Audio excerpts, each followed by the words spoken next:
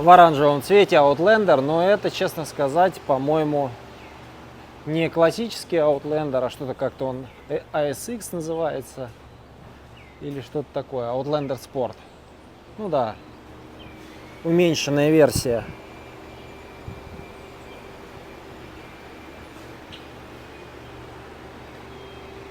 Но все равно прикольно, хотя кто-то уже притирался им. Как вы помните, я вам показал, что взял вот такую вот машинку, но посмотрев у нее переднюю часть, частично, я увидел там разного рода нюансы еще там, когда я ее брал, но не увидел самое главное. Я не увидел то, что у нее вмята крыша. Хорошо, на фотографиях есть пара мест, в которых видно, как крыша ушла. А так бы они повесили все это на мою страховую компанию. Здесь все подбито. Машина, кстати, новенькая, просто ее успели за 2-3 выезда убить. А это территория дома, в котором я живу, дом художника. Очень много красивых растений. Под нами расстилается сельва. Какие-то домики разбросанные. На самом деле из Пуэрто-Рико за последние несколько лет уехало очень и очень много людей в результате стихийных бедствий. В частности, урагана 2022 года, ряда наводнений. И это райское место сегодня не так сильно перенаселено. Точнее сказать, что здесь людей практически нет. Ну, это тоже центр Сан-Хуана, столицы Пуэрто-Рико. Пробки буквально около самих крепостей. На самом деле в центре города я ездил довольно-таки неплохо, хотя сегодня и стоит здесь пара кораблей, из которых должно сойти там несколько тысяч человек на берег. Атрибутика, разная туристическая история, мощеные улочки. Кстати, мощеные они видно свежим камнем. Все это не средневековая история. Реконструкции ведутся везде практически.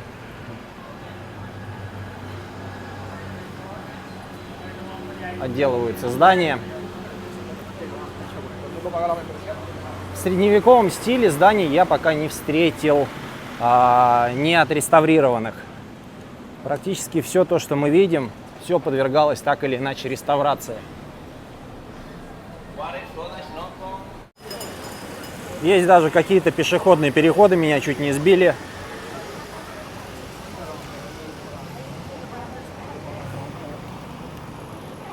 Старая колониальная архитектура, и ее пытаются чинить. Тоже не молодое здание. Сверху даже нету окон. Надеюсь, не упадет кирпич.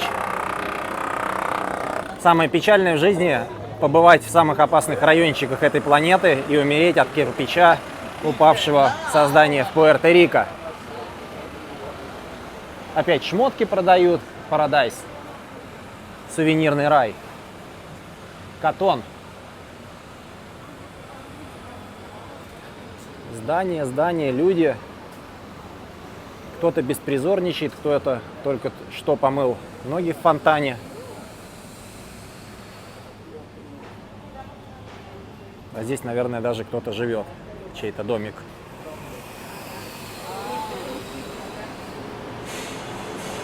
Какие-то странные запахи преследуют. Как будто что-то пропало или пропадает. Частично мощенная улочка. Сзади кто-то бежит и орет. Наверное, у человека истерика.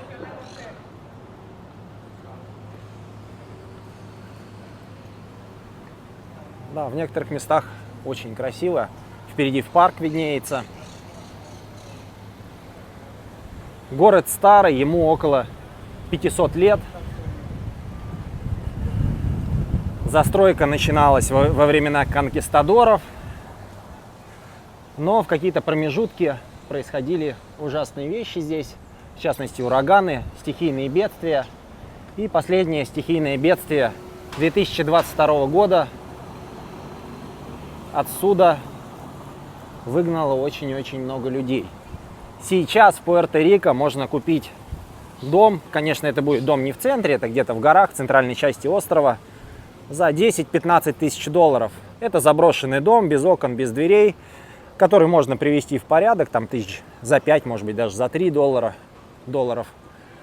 Но помимо этого, для чего он вам нужен? Одно дело жить здесь на пенсии, другое дело пытаться вести тот или иной бизнес. А бизнес можно вести в туристических райончиках. В центральной части острова полная глушь, практически ничего нету.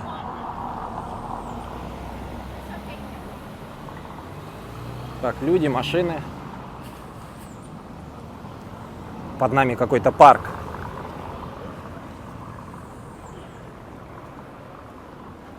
Кованые балкончики.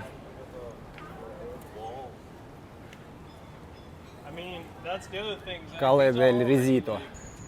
В паре часов от Сан-Хуана вы окажетесь в непролазных джунглях. Абсолютная непролазная глушь. Я надеялся, что доберусь до каких-то водопадов, какие-то камни, что-то непонятное, но доехал до какого-то жилья, где живет человек на холме. Человек пошел в дом, вышел оттуда грустный, с баночкой пива и сказал, не надо сюда ехать. Ну, точнее, не сказал, а помахал мне руками, показывая крест. Я решил не спорить с местными жителями, с учетом того, что отсюда очень тяжело выбираться. Интересно, здесь живут люди или это кто-то построил и забыл? Большая загадка. Нет, живут. Ой. Там даже собаки, представляете? Собаки меня преследуют. Дикие псы. Да, когда я выехал на эту дорогу, мне показалось, что она заброшенная. Но периодически проезжая по ней, я вижу все новые и новые источники жизни. Ну, точнее, на протяжении 5 километров я увидел 4 дома. В 4 домах я увидел 2 собак и 8 куриц. Людей пока встречал только одного. Но, возможно, все остальные работают. Ну, может быть, и покинули эти места глухие, я даже не знаю. Потому что дорога, давайте я вам с другой стороны покажу, товарищ оператор. Дорога выглядит вот так вот. Это маленькая такая, практически пешеходная дорожка, по которой нужно ехать под большим углом вниз. Она скользкая, вся поросшая мхом. Абсолютная жуть. Сейчас еще еду и пытаюсь рулить одной рукой, показывая вам вот эти великолепные красоты. И думаю, есть ли у меня запасное колесо, если я пробью здесь покрышку или раскалю диск. Это тоже загадка. Да, здесь где-то должна обитать чупакабра. Пока что мы ее не видим. Есть голуби, есть какая-то плитка. Возможно, нужно двигаться в сторону джунглей. Если двигаться в сторону джунглей, то мы найдем что-то интересное.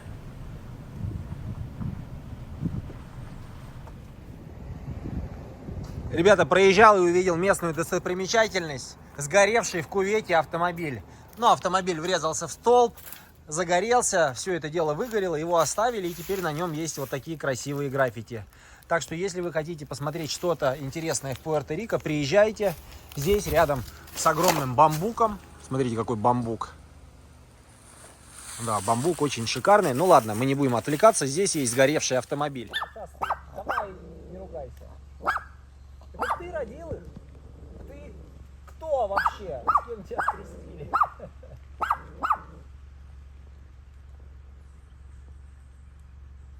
Кто-то, мне кажется, один сегодня наестся, а кто-то будет смотреть.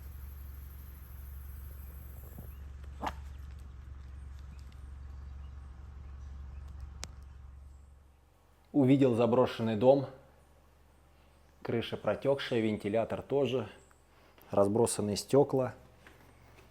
Видно, что здесь животные периодически обитают. Никого нет.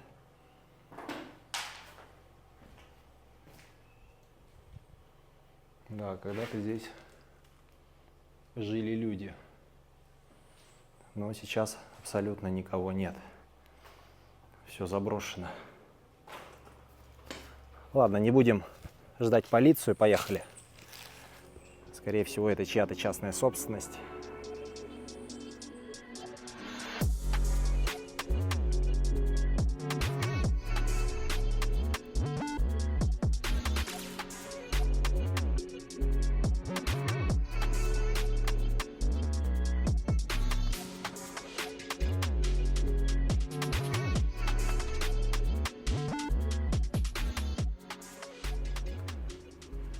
Еще один заброшенный дом в джунглях Пуэрто-Рико.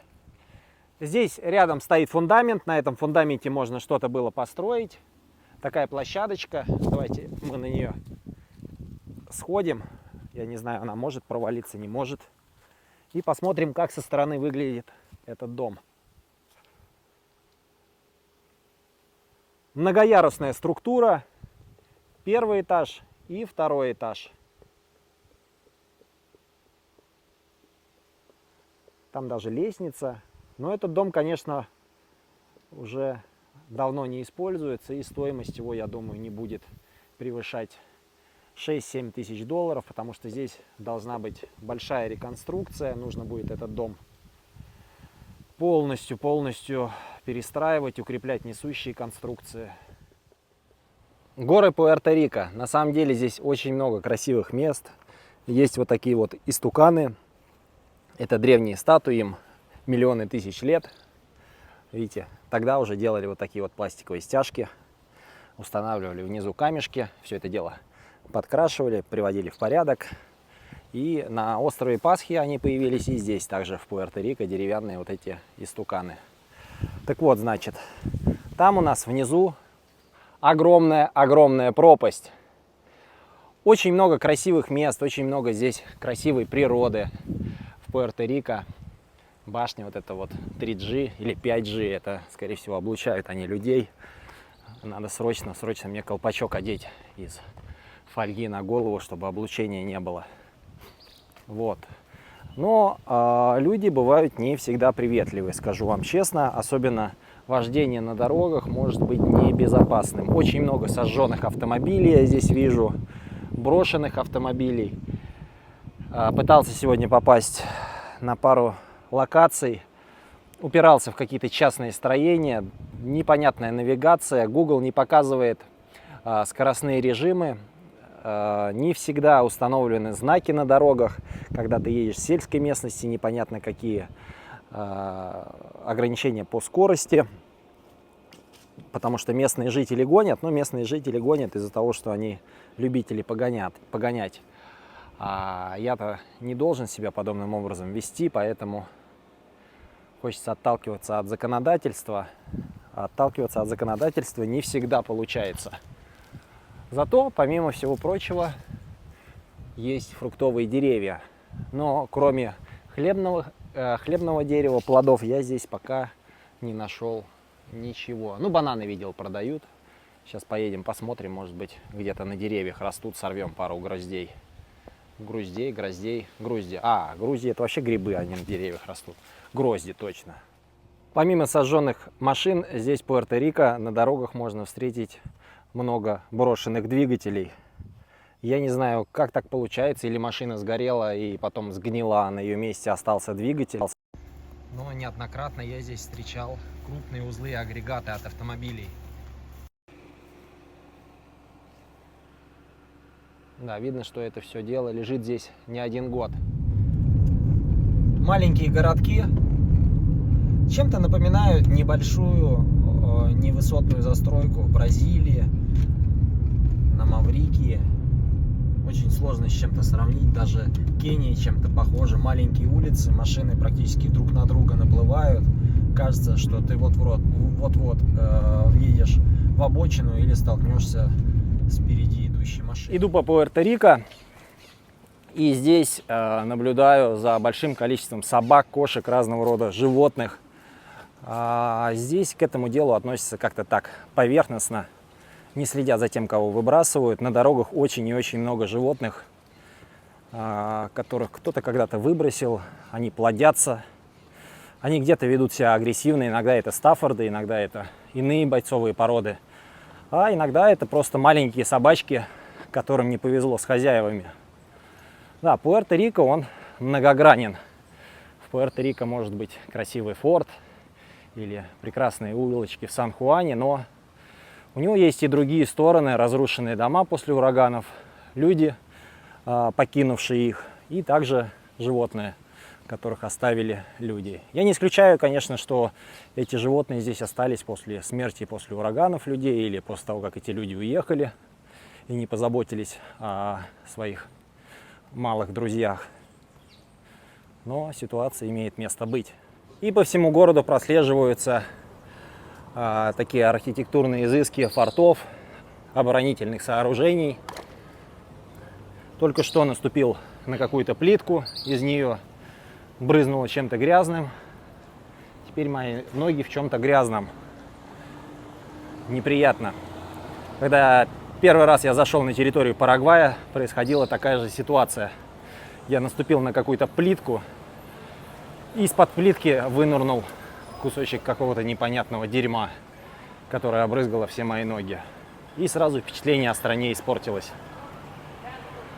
Да, Пуэрто-Рико — это не первый шаг по стране, но впечатление тоже пока оставляет желать лучшего. Из всех людей, с кем я пересекался в Пуэрто-Рико за последние 2-3 дня, мне улыбнулась пара человек. Все остальные — какая-то табличка Construction 1968, что-то свеженькое. Все остальные, особенно на дорогах, ведут себя крайне агрессивно. Пытаются подрезать, не уступить дорогу. Когда я в ресторанах, в кафешках прощался с людьми, они даже не обращали на меня внимания. Мы находимся в Бастион де Пальмас, Бастион Пальм. Сооружение 1625 года. В город прибывает очень много круизных лайнеров. Когда прибывают круизные лайнеры, здесь находится очень много людей. Хотя в городе сейчас стоит 2 лайнера, но я не вижу... О, какие медные стульчики. Когда прибывает много лайнеров, вроде бы должны быть люди. Но людей я не вижу, хотя 2 лайнера стоят в городе. 2 больших лайнера. О, Цесна.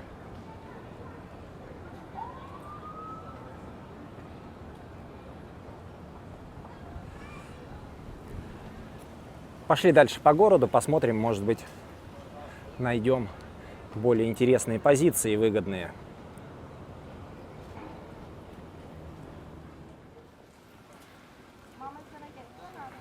Много туристов, все разговаривают на испанском.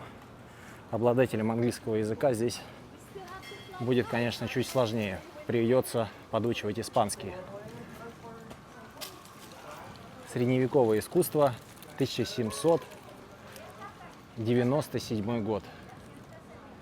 Да, эти ребята проповедуют католичество. Но, как вы знаете, во времена католичества многие вещи подвергались инквизиции, крестовые походы, когда убивали ради веры. Я как-то к этой истории отношусь очень скептически. Если ты во что-то веришь, то ты явно не будешь убивать. Смотрите, какие толстые стены. А на том берегу у нас простираются пальмы, какие-то технические сооружения. Это напоминает теплоэлектростанцию. Да, а здесь, наверное, стояли пушки.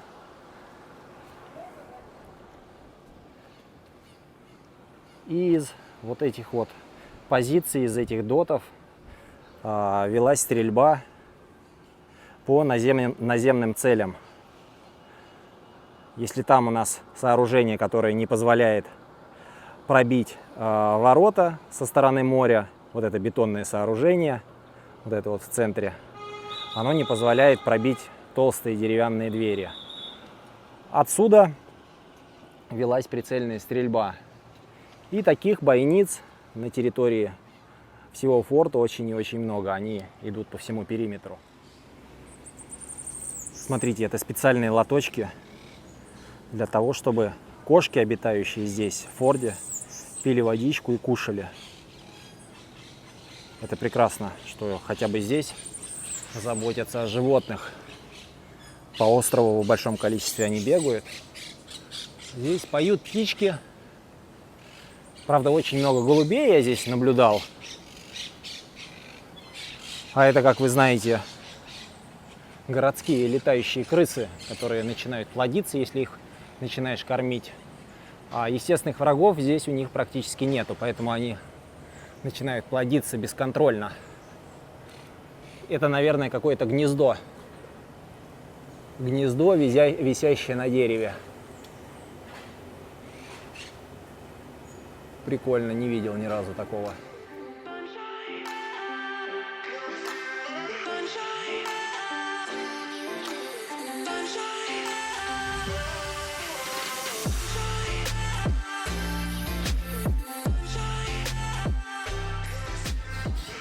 Цены на бензин в Пуэрто-Рико. 93-й, 87-й.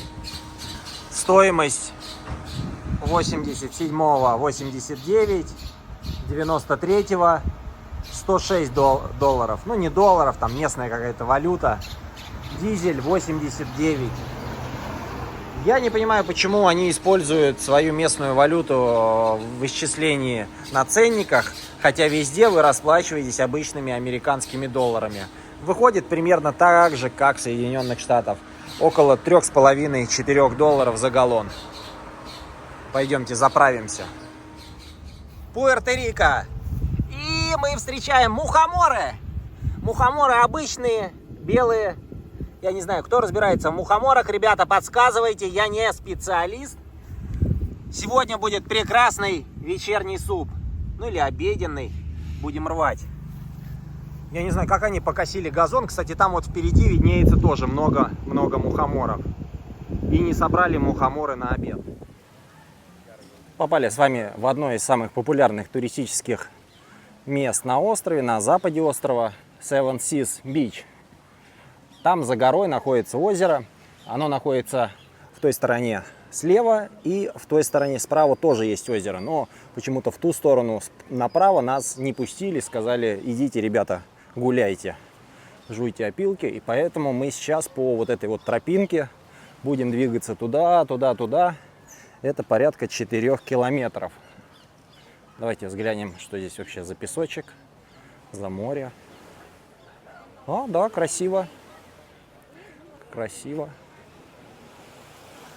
Чуть-чуть водорослей, но немного. Прекрасная береговая линия. Ну и такой желтенький песочек с травкой. Ладно, наша цель впереди, будем двигаться. Очень жарко, плавится голова, но специально для вас я готов рассказывать про Пуэрто-Рико. Все бы было здесь хорошо. Кстати, вот, смотрите, какой муравейник на дереве я повстречал, идя к озеру. Никто не думал, и он тут. Похожие вещи на Маврикии были, но смысл не в этом. Смысл в том, как ведет себя местное население. Хотелось бы, конечно, чтобы они были более добродушные. Есть несколько человек, три человека я встретил за последние 3 дня, которые со мной улыбались, поздоровались, попрощались. Такие милые, хорошие. А так, конечно, на дорогах каждый раз ты думаешь, особенно если эта дорога однополосная, врежется ли этот сумасшедший пикап в тебя или нет, который летит по однополосной дороге. И ребята, я так подозреваю, может быть, они выпивают, может быть, они употребляют какие-то препараты, к этому относятся довольно-таки спокойно, на повороте не притормаживая. Когда он едет по центру дороги, приходится куда-то в кювет уходить от него. Потому что я-то, конечно, лихой гонщик, но не готов прощаться с жизнью где-то на тропическом острове. В результате этого те машины, которые мы с вами видели, сожженные автомобили, еще я много-много автомобилей видел во оврагах, их даже не забирают, они просто гниют там. Они остаются на своих местах, на местах ДТП. Поэтому Пуэрто-Рико, да, это неплохая природа, Джунгли, озера, береговая линия. Если вы не были на островах, то на вас он произведет впечатление. Если вы были на островах и на многих островах, я думаю, Пуэрто-Рико для вас запомнится не сильно, потому что все тропические острова, они такие примерно одинаковые. Москиты жрут, зараза. Вот, это пальмы, это пляжи, это солнце, плюс 40. Ну, иногда бывает и минус 40, если эти тропические острова в Ледовитом океане. Смысл, конечно, в другом. В том, что культура этих островов складывает впечатление об этих островах. И если люди не агрессивные, добродушные, если они с вами общаются, как, к примеру, в азиатском регионе на островах в Таиланде, я редко встречал какую-то агрессию. Агрессию я встречал в основном среди своих земляков, которые употребляли алкогольные напитки и вели себя недоброжелательно.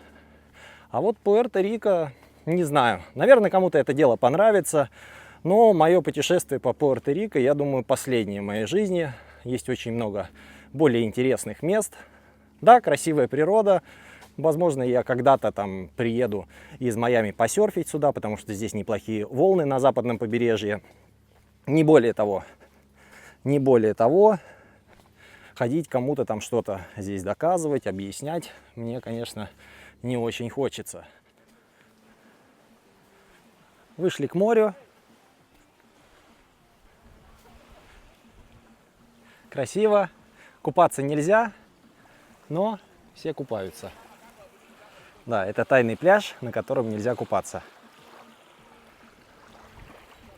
Почему нельзя купаться? Наверное, потому что там риф и могут быть обратные течения. В целом, конечно, красиво. Сейчас пройдемся туда, в левую сторону, посмотрим, где он. Ребята, прогуливаясь здесь, в Пуэрто-Рико, я понимаю, что со мной может произойти многое. И экстренно понадобятся деньги на то или иное мероприятие. Да, и бытовые нужды, перевод денежных средств из одной страны в другую бывает затруднительный. Но сервис обменка – это ваш надежный выбор для обмена валюты на территории Соединенных Штатов Америки. Более 10 лет опыта, обмен через Zelle, USDT, онлайн-офисы в 5 городах Соединенных Штатов.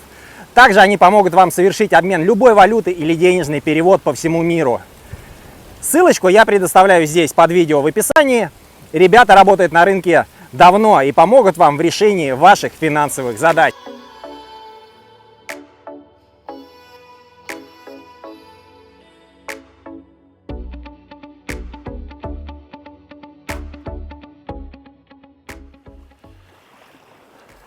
Да, красивый пляж.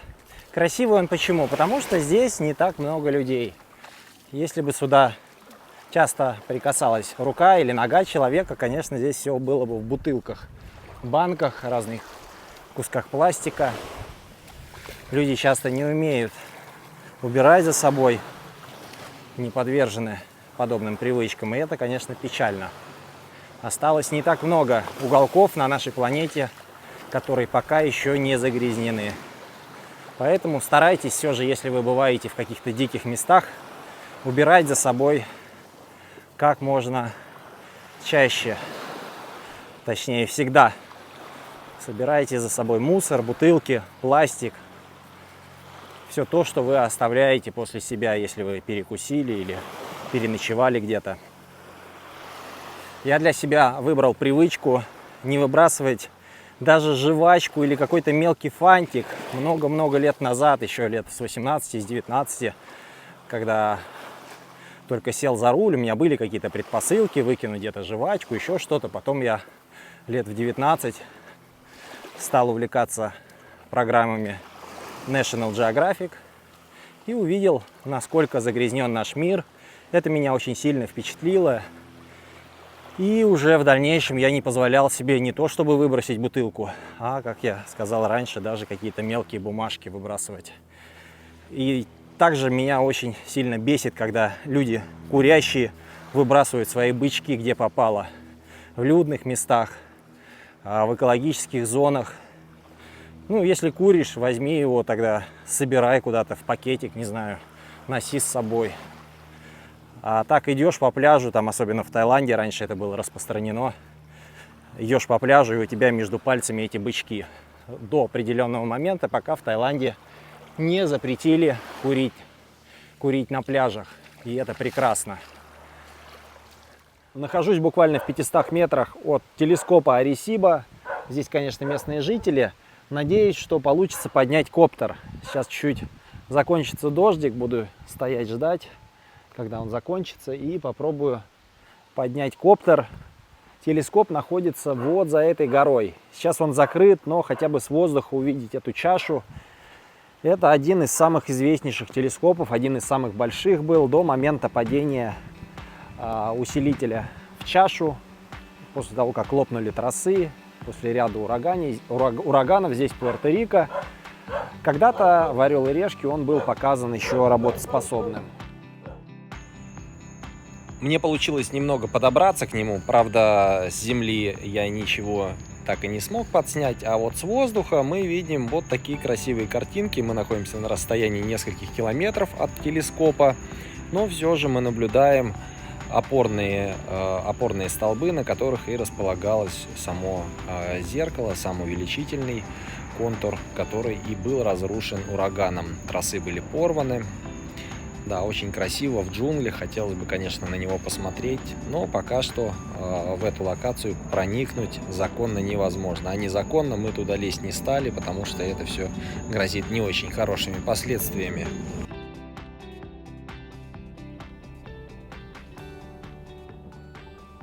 Попали в небольшую сложную ситуацию. Разорвало кабели над дорогой. Я не понимаю, то ли упал столб, то ли упали камни. Давайте посмотрим, что там творится. Вроде бы можно потихонечку двигаться. За целый день я встретил здесь таких вопросов очень и очень много. Постоянно что-то падает, что-то рушится. Гористая местность. Не знаю, не хотелось бы, конечно, чтобы меня коротнуло. Да, упал столб.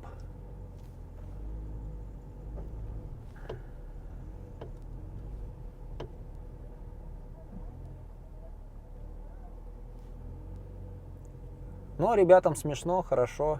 Я думаю, сейчас они возьмут еще пивка и решат вопрос минут за 5, за 10.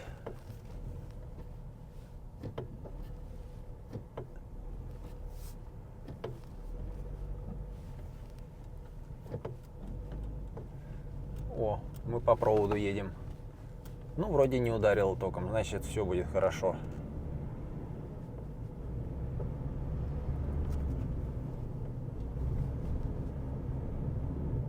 А на территории дома у художника есть огромный бассейн. Ну, огромный, сильно сказано, 3 на 6, наверное, метров, на 8, что-то такое. Клоун. Кокосы. Кокосы, кстати, можно самому, как я понимаю, собирать, кушать. И здесь у нас творческий беспредел. Наверное, сегодня, может быть, завтра вечером мы будем рисовать картины. А здесь есть картина, интересно, с натуры, наверное, нарисованная. Оп-оп-оп-оп-оп. А здесь у нас охранник. Киса, киса. Кс-кс-кс-кс. Кс-кс-кс-кс. Иди сюда, иди, не бойся. Иди, орешек дам. Кс-кс-кс. Киса. Киса. Кс-кс-кс-кс-кс. Кс-кс-кс. Иди, иди, иди. Иди, не бойся. А, у него вообще интимные дела, я его беру и отвлекаю. Ну ладно.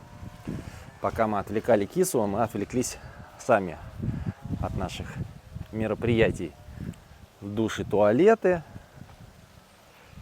Огромная площадь. Я подозреваю, что он не против продать кусочек этой земли. Только вопрос в строительстве, в цене на строительство здесь, в Пуэрто-Рико. Материалы, как я понимаю, здесь большинство завозные, из материковой части, поставляющиеся. Здесь тоже какой-то небольшой есть курятник. Причем в нем есть даже ванная с туалетом. Давайте я вам покажу.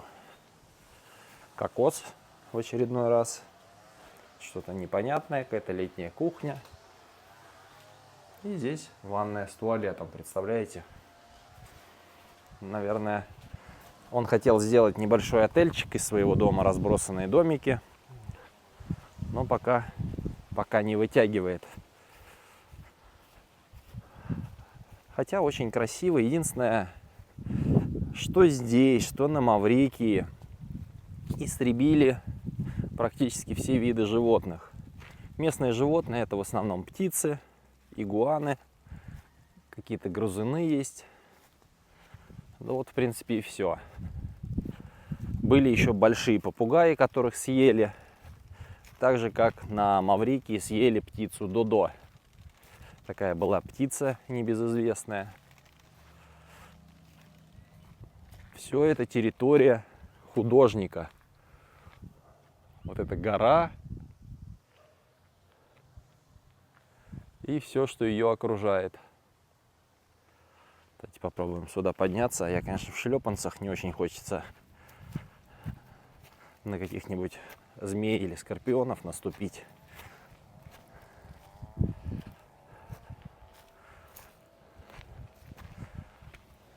Красота, когда у тебя в собственности собственная скала. Да, и дом где-то там далеко. Давайте пойдем посмотрим, там есть кое-какие плоды. Возможно, мы даже сегодня что-то из них сорвем. И здесь где-то обрубали пальмы с кокосами, и он мне вроде бы сказал, можно взять себе несколько кокосов. О, вот они, кокосы. Сейчас мы достанем один из них. Так, ой, блин.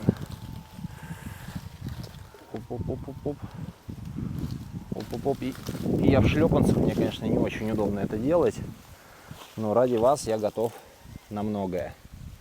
Сейчас мы оторвем кокос.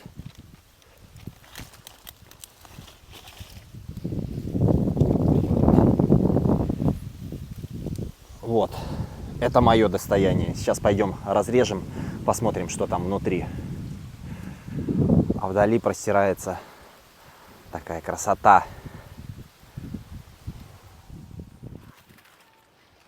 Так выглядит хлебный плод. Сейчас мы попробуем его сорвать. Иди сюда. Эти. Да, но он зеленоват, честно сказать. Они должны быть такие мягенькие, большие, вот, как те наверху. Вот те 100% вкусные. Там, кстати, если спускаться вниз, есть еще одно хлебное дерево. Может быть, мы с него сорвем. Да, решил, думаю, обязательно нужно зайти и показать вам форт. Здесь есть пушка, здесь казармы. В казармах есть туалеты. Если вам нужно справить нужду, вы обязательно сможете забежать. Но, конечно, всех мальчишек интересует пушка. Сейчас мы подойдем к пушке, посмотрим, есть ли ядра. Конечно, это не царь-пушка на Красной площади, но тоже пушка. Скорее всего, она даже когда-то стреляла. Да, почти настоящая. Здесь, конечно, что-то подложено, что-то уложено.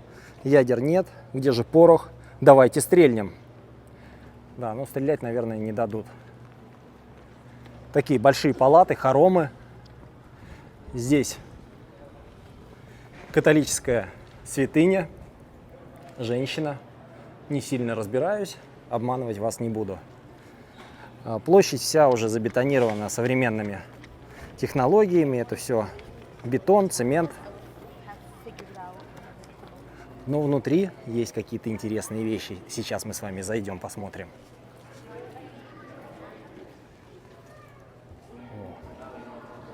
Здесь, наверное, спали солдаты. А там в конце они поднимались, когда им нужно было воевать. Ну да, такие спартанские условия. Тельняшки.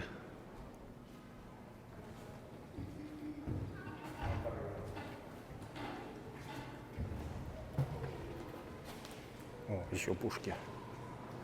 А та очень и очень большая. Не хочу мешать местным туристам, поэтому говорил потише.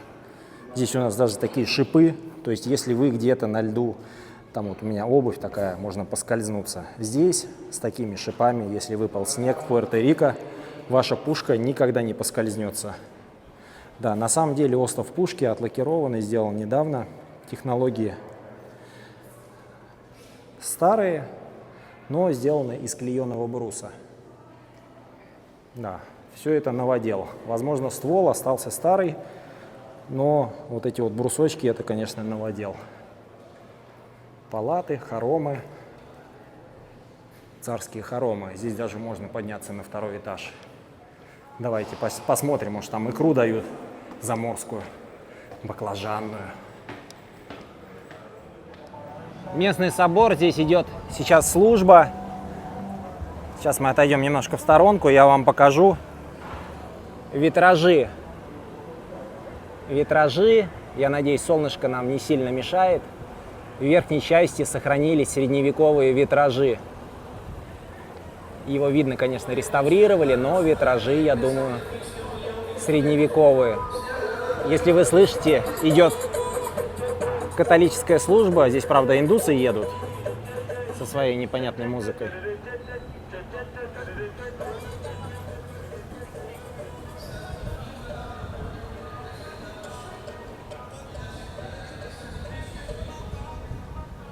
Вроде бы отель, а вроде бы и базилика. Непонятно. Смотрите, красивый двор. И внутри этого красивого двора нету крыши. Наверное, это ресторанчик. Ресторанчик наверху. Возможно, попозже мы туда зайдем. Вот здесь под штукатуркой открывается старая кладка. Я даже не понимаю, из чего они ее ложили. Из всего того, что их окружало. Мелкий камень, крупный камень. Все это дело подтесывали и укладывали в кладку и штукатурили. Но опять в средневековье штукатурили. Ребята, кто разбирается, когда был изобретен цемент, кладка. Ну, кладка, понятно, цемент.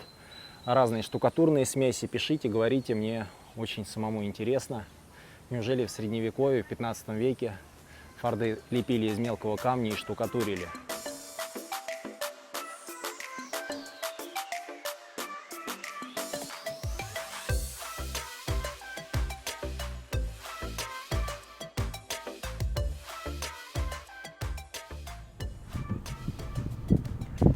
Маленькие жилища на горах. Это Пуэрто-Рико, это настоящий Пуэрто-Рико. Современные здания, отстроенные в центре, все это строительство последних десятилетий. Изначально Пуэрто-Рико застраивался на холмах, вот в таких вот труднодоступных райончиках, однополосные дороги. Очень-очень сложно сюда добираться. Ну, сейчас хотя бы они асфальтовые, а раньше, конечно, на лошадях. Единственный способ был добраться до своего дома, чтобы переночевать, набрать воды, взять еды и продолжить свой путь.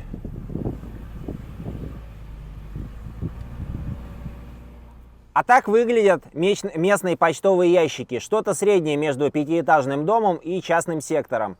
Из-за того, что дома разбросаны на склонах, и к ним трудно добраться почтальону, они делают в центре этих домов, где-то на главной дороге, вот такое вот сборище почтовых ящиков и скидывают туда всю корреспонденцию. Да, и потом местные жители из всех этих вот домов приезжают и забирают свои письма и все то, что им должны доставить. Кстати, здесь в Пуэрто-Рико располагается производство знаменитого рома Бакарди. Вот оно, это самое производство, и где-то за этими стенами производится тот самый ром, который вы видите на столах и барах всего мира. Пуэрториканская родина-мать. Вот такое вот лицо, высеченное в камне. Сейчас мы попробуем выйти так, чтобы нас не сбил автомобиль. Говорят, оно очень древнее, но я подразумеваю, что это туристическая достопримечательность, сделана не так давно.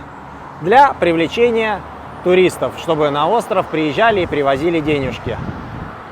Все это находится прямо на самой обочине хайвея. Магистраль. И здесь рядом с магистралью Родина-мать.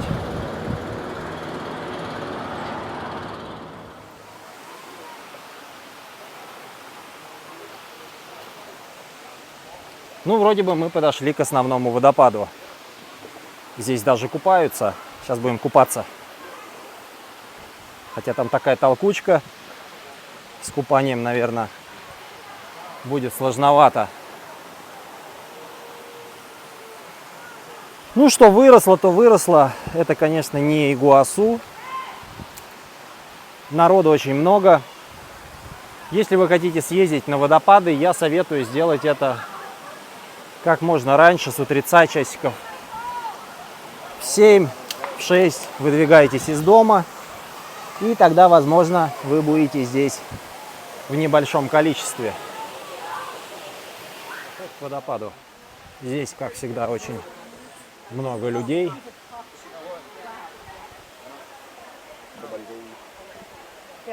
Кто думает уединиться на водопадах, я думаю, ему это не получится. Пока все двигаются по тропинкам, попробуем двигаться по самому водопаду. Есть вероятность, что мы пройдем дальше и выше по течению.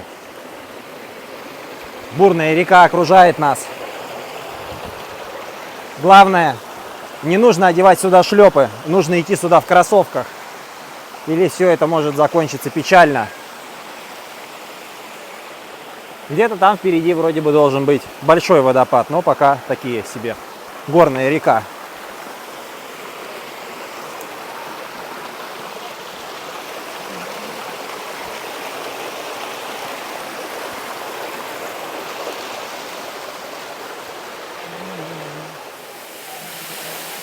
А вот и самый высокий водопад, который здесь есть в Пуэрто-Рико. Он располагается в 40 минутах езды от Сан-Хуана. Добраться сюда, в принципе, несложно. Сложно припарковаться, если вы едете во второй половине. Ну, как я и говорил, лучше приезжать сюда в первой половине дня и как можно раньше. Тогда вам, возможно, улыбнется удача искупаться здесь в одиночестве.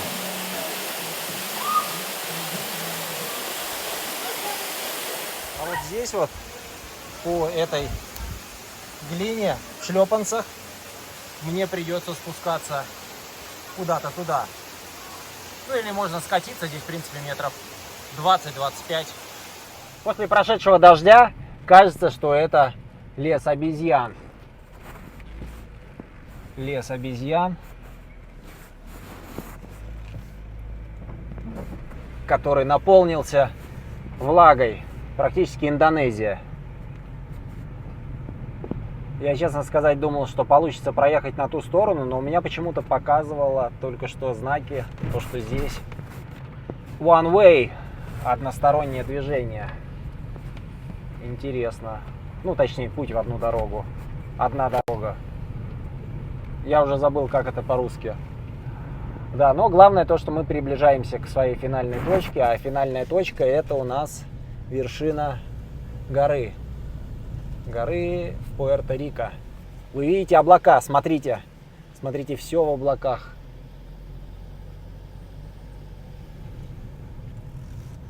Мы практически на самой вершине, осталось еще чуть-чуть.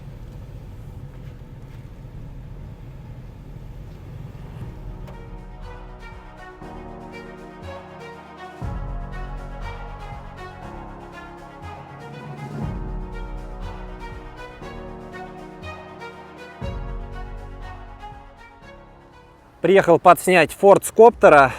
Вот он на той стороне, но здесь бесполетная зона. Помимо того, что здесь бесполетная зона, здесь еще вот такой вот бардак в парке. Что-то лежит в воде, гниет. Там у нас заброшенная вышка или маяк. Тоже все выбито. Кажется, что это мир постапокалипсиса. Береговая линия, полностью засыпанная мусором. Камни, доски, бутылки, пластик. беседка, которая уплыла в море. Это произошло не вчера и не позавчера. Да, здесь были ураганы, но, как я понимаю, местами массового скопления людей здесь так и не стали заниматься. Мусор, чтобы собрать этот, понадобится 1-2 дня, не больше. Хотя бы собрать мусор. Мимо проезжающий автомобиль при мне выкинул банку. Я не успел догнать, сделать замечание человеку. Я просто не понимаю, зачем жить в таком, я извиняюсь за выражение, говне. Тихий ужас. Это все части Пуэрто-Рико. Помимо всего прочего, Пуэрто-Рико — это одно из тех мест, где очень много серферов. Я не знаю, самый ли это хороший спот. Хочу сам попробовать. Не знаю, дают ли здесь доски в аренду. Моя осталась в Майами. Очень хочется. Пару месяцев уже не вставал на доске. Да, ну, конечно, не Бали даже. Я уже молчу про какие-то высокие волны. Что-то чуть-чуть накатывает, но не сильно.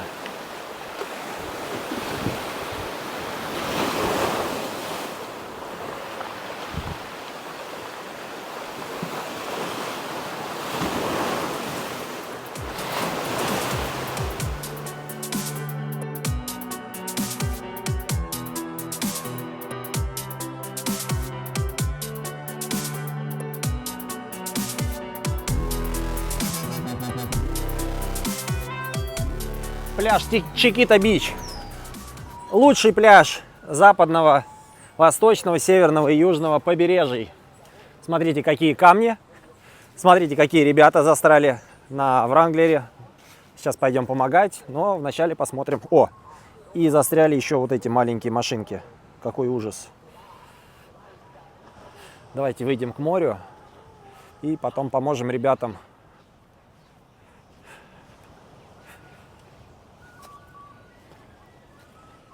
Поможем ребятам откопаться. О, лагуна. Лагуна, какая красота. Скальные утесы, вулканическая порода. Вспоминаются вулканические острова. Опять Маврикий, Тенерифе. На Тенерифе, кстати, есть огромный вулкан Дель-Тейде, это Канарские острова. И там тоже много таких вот отложений после вулканических извержений. Да, довольно-таки красиво. Давайте попробуем добраться до моря. Единственное, нужно перепрыгивать, главное не сломать ноги. Не сломал, вроде все нормально. Здесь маленькие такие заводи, вполне возможно в них есть карасик. Но карасик мы будем ловить чуть позже, после того, как выйдем к морю. Где же море?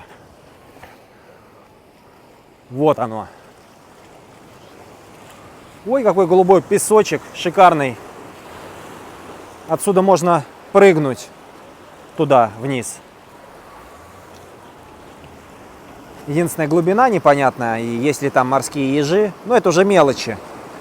Морским ежом больше, морским ежом меньше, хуже не станет. Поэтому он считается таким интересным. Смотрите, он находится в лагуне. В такой лагуне заливчик. И это все Чикито-Бич. Солончаки западной части острова тоже поражают. Огромные пространства, заняты солью. Но запахи здесь стоят невообразимые.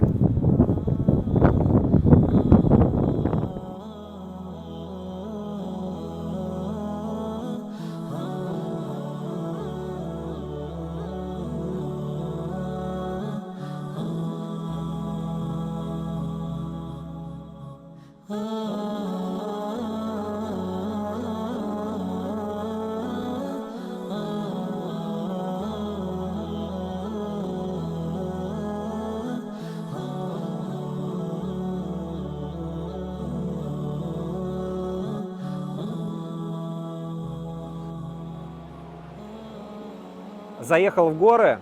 Сейчас нужно до дождя успеть спуститься и показать вам наскальную иероглифику где-то на тех камнях. Это место располагается недалеко от телескопа. Я думаю, вы его найдете по фотографиям, по видео, если вам будет интересно. Место очень хорошее, очень красивое. Я люблю натуральную природу. Единственное, зажрали москиты, вы не представляете. Здесь просто царство москитов. А москитного геля у меня нету, москитного спрея. Поэтому давайте быстренько спускаться.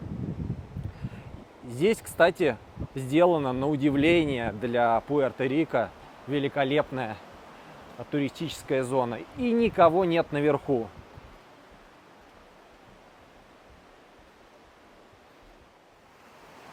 Спустился на камни. Здесь где-то должна быть иероглифика.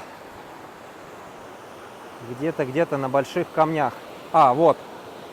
Вот. Москиты меня грызут. Сейчас подойдем поближе. Может быть, где-то рядом с нами есть, чтобы это все разглядеть получше.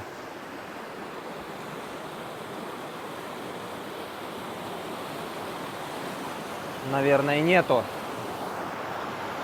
Я надеюсь, шум от водопада не перебивает мой голос, хотя бы что-то слышно. Вот такая иероглифика. Говорят, что это все очень и очень древнее. Я не знаю, насколько это правда. 19 век или 5685 до Рождества Христова. Никто не знает. Но на камешке здесь есть разные изображения, схожие по своему содержанию с рисунками в пустыне Наска. Браться на ту сторону не представляется возможным. Поток очень сильный. Не хотелось бы, чтобы меня смыло вниз по течению. Поэтому в связи с тем, что погодные условия меняются, вы видите, огромный грозовой фронт висит прямо над горой. Нужно, наверное, потихонечку подниматься. Не хочется ехать мокрым, скользким в сторону дома и там пытаться опять сушиться. Это я уже проходил неоднократно. А так, в целом, место и очень красивое. Поэтому всем советую сюда приехать. Если не из иероглифики, то хотя бы просто, чтобы полюбоваться природой. Друзья, на этой шумящей ноте я надеюсь, что выпуск вам понравился. Я желаю всем здоровья, как можно больше путешествий и, конечно же, до новых встреч!